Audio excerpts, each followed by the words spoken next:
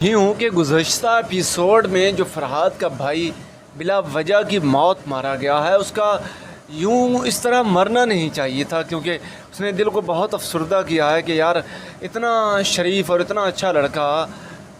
ایسی بلا وجہ کی موت، بلا وجہ غائب کی گولی سے وہ مارا گیا بیچارہ۔ وہ تو فرحاد کو بچا رہا تھا، اور جب وہ سامنے آیا تھا تبھی میرا دماغ کھٹکا تھا کہ یار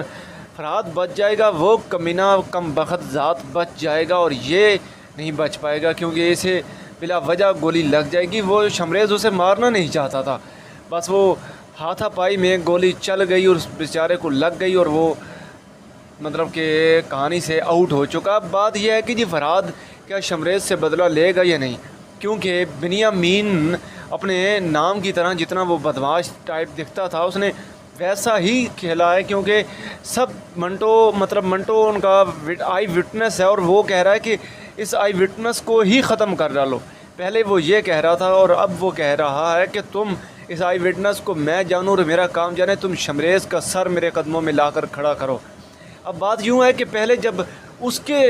ثریا جان کے 2 بیٹے انہوں نے قتل کیے ہوئے تھے تو اس ٹائم یہ کہتے تھے کہ جی ہم معافی چاہتے ہیں۔ اس ٹائم ثریا کی باتیں انہیں سخت لگتی تھی، مگر جب آج خود اس کا بیٹا قتل ہوا ہے تو پھر اسے وہ بات کیوں نہیں سمجھ آ رہی، اب وہ کیوں نہیں دشمنی ختم کرنا چاہتا۔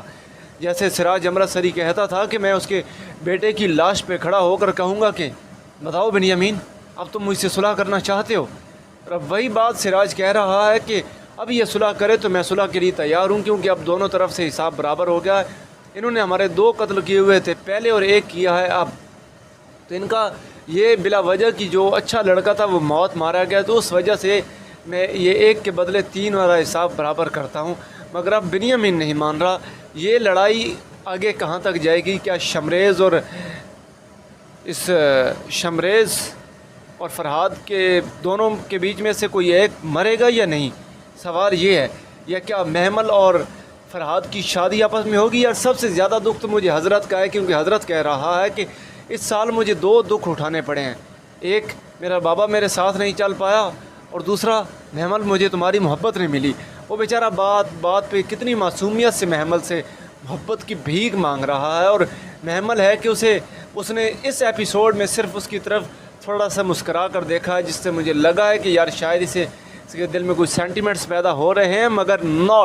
دس از ناٹ، کیونکہ وہ صرف ایک احساس بھری نظریں تھیں جو اس کے باپ کا قتل ہوا ہے اس کی وجہ سے، اور یہ وہ۔ مگر اب یہ ٹو دی پوائنٹ بات یہ ہے کہ ڈرامہ بڑا انٹرسٹنگ ہے اور بڑا ہی خوبصورت ہے۔ آپ